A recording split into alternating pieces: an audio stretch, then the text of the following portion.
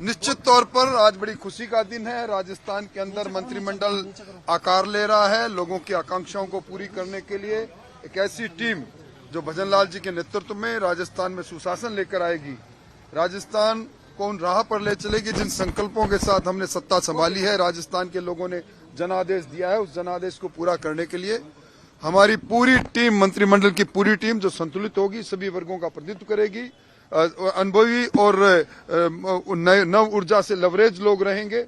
अब थोड़े ही समय के बाद आपके सामने आएगा। आप भी मंत्री बनने जा रहे हैं राजेंद्र जी? मेरे पास कोई जानकारी नहीं। मैं चुनाव में पराजित व्यक्ति हूं, इसलिए मेरा कोई अधिकार भी नहीं, इसलिए मेरे पास कोई जानकारी नहीं। मैं तो शुभकामनाएं देने आया हूं।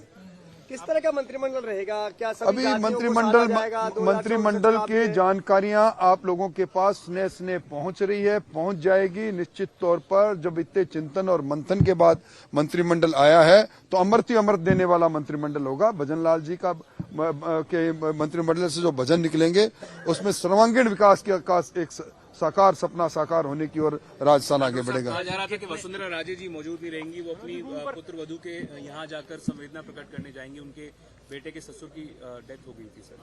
कि मैं उनके बारे में कुछ नहीं कह सकता। उनकी व्यक्तिगत, कई बार राजनीति में काम करने वाले नेताओं के भी व्यक्तिगत तौर पर, सामाजिक तौर पर अचानक इस प्रकार की बातें आ जाती है, इसको अन्यथा नहीं लेना चाहिए। भाई साहब, कितने मंत्रियों को इस मंत्रिमंडल इसमें इसके बारे में बताने का अधिकार मेरे को नहीं, पर मैंने कहा ना मंत्रिमंडल अब जल्दी आप लोगों के सामने होगा। परसों पीड़ा समाप्त हो चुकी है, बहुत अच्छा मंत्रिमंडल है। मोदी जी है तो मुमकिन है, तो राठौर साहब मंत्री क्यों नहीं बन सकते? नहीं, मेरा कोई अधिकार नहीं है, मेरा कोई अधिकार नहीं है। पार्टी को बहुत पार्टी जो काम कहेगी वो काम करेंगे, पर मेरा कोई अधिकार नहीं है। ठीक है सर। टाइम से पिछले पूर्व सरकार में भी आप मंत्री रहे थे, तो कुछ ऐसे संदेश आए हैं क्या आपके लिए? अभी तो कोई संदेश आया नहीं मेरे पास, और आपके पास आया हो तो मुझे भी जानकारी देंगे तो अच्छा रहेगा। कौन कौन से आई हो आपके पास? आपको शपथ ग्रहण करनी है? वो तो सुबह से कम अभी 150 फोन आ गए मेरे पास। पार्टी की तरफ से कोई आई है सर? नहीं, सभी पार्टी कार्यकर्ताओं के आए हैं। पार्टी नेतृत्व की तरफ से कोई कॉल आया हो कि आपको शपथ लेंगे? नहीं, अभी नहीं, ऐसा कुछ नहीं। सर, मंत्री बनने वाले विधायक को सीएम साहब खुद फोन कर रहे हैं, आपके पास फोन है? अभी नहीं आया, हो सकता है और के पास आया हो, मेरा नीचे नाम हो। क्या लगता है सर, आप कोटा से आते हैं, आपको लगता है कि जिस तरह से सरप्राइज एक एलिमेंट रहा है, सीएम की नियुक्ति हो या फिर उप मुख्यमंत्री की हो, क्या आपको लगता है कोटा से आपका नाम भी मंत्रिमंडल में आ सकता है? 115 मान्य विधायकों में से किसी का भी नाम हो सकता है, उसमें मैं भी शामिल हूँ। राम मंदिर में आपकी काफी ज्यादा, वहाँ पे राम मंदिर आंदोलन जो था उसमें काफी आपकी हिस्सेदारी रही है, तो कुछ ऐसा लग रहा है कि राम मंदिर भी बनने जा रहा है, तो एक गिफ्ट के तौर पे आपको भी मंत्री बनाया जा सकता है? गिफ्ट के तौर पर तो मेरे को पद विधायक बनाया जा चुका है, और मैं फरवरी 90 से विधायक हूँ। आप काफी मुखर नेता रहे हैं। अशोक गहलोत के कार्यकाल में आप कई बार अपनी आवाज भी उठा चुके हैं अलग अलग मुद्दे पर।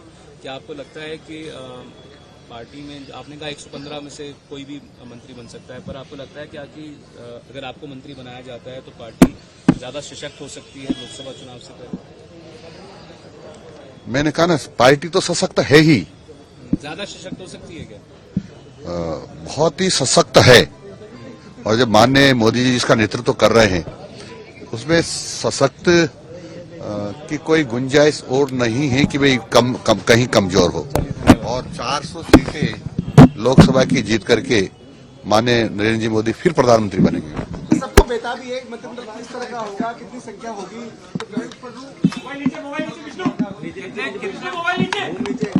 इसकी सभी की जानकारी हम सब लोगों को राजभवन में जाने के बाद निश्चित रूप से पुख्ता हो जाएगी कि कितने लोग शपथ ले रहे हैं। भाई साहब, लोकसभा चुनाव को देखते हुए बीजेपी जातिगत समीकरण हो या फिर कह सकते हैं कि जो क्षेत्रीय समीकरण है वो साधने की कोशिश करे, किस तरीके से? देखिए, भारतीय जनता पार्टी की सिर्फ 4 जातियां हैं इस देश में, गरीब, युवा, महिला और किसान।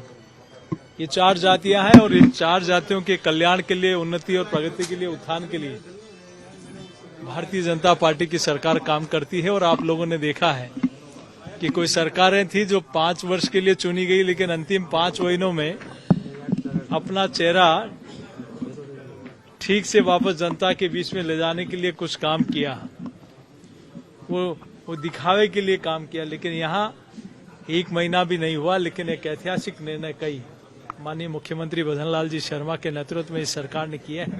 तो आने वाले समय में भी मंत्रिमंडल के गठन के बाद निश्चित रूप से ही एक विकसित भारत, प्रगतिशील राजस्थान, विकसित राजस्थान, सशक्त और समृद्ध राजस्थान, इस दिशा में माननीय भजनलाल जी के नेतृत्व में इस दिशा में सरकार भाई काम साहब, करेगी। आपने कहा कि बीजेपी के अंदर 4 जातियां हैं, युवा है, इसके अलावा महिला वर्ग है, तो इस मंत्रिमंडल में क्या युवाओं को ज्यादा मौका दिया जाएगा बीजेपी की तरफ? जल्दी आपको कुछ ही घंटे पड़े हैं और आज करणपुर में एक बहुत बड़ा परिवार और कई लोगों ने आज भारतीय जनता पार्टी की सदस्यता भी ग्रहण की है। तो ये स्पष्ट संकेत है कि यहाँ भी कमल खिला है और कमल करणपुर में भी कमल खिलेगा। भाई साहब, धन्यवाद। युवा जाति को क्या इस मंत्रिमंडल में जगह दी जाएगी? ये मैं लाल सिंह जी से पूछ के बताता हूँ। भजनलाल जी कई बार दिल्ली जा चुके हैं, मुलाकात कर चुके हैं, तो क्या सारे नाम जो है केंद्रीय नेतृत्व की तरफ से ही डिसाइड किए गए हैं, जयपुर से कुछ डिसाइड हुआ है? देखिए, माननीय भजनलाल जी इस दिशा में, चूंकि वो प्रदेश के माननीय मुख्यमंत्री हैं और चूंकि नेतृत्व ऐसा कांग्रेस पार्टी में होता है कि हाईकमान हम चलाते हैं, दिल्ली हम चलाते हैं, सारी व्यवस्था हम करते हैं, लेकिन यहाँ आदरणीय प्रधानमंत्री जी के, आदरणीय राष्ट्रीय अध्यक्ष जी और आदरणीय गृह मंत्री जी के नेतृत्व में राजस्थान की जनता ने मैंडेट दिया है, उनका कुशल मार्गदर्शन मिला है। तो निश्चित रूप से यहाँ एक प्रभावी मंत्रिमंडल में शीघ्र आज अपने को देखने को मिलेगा। ताज़ा खबरों के लिए विजिट करें द फैक्ट इंडिया की वेबसाइट और डाउनलोड करें द फैक्ट इंडिया ऐप।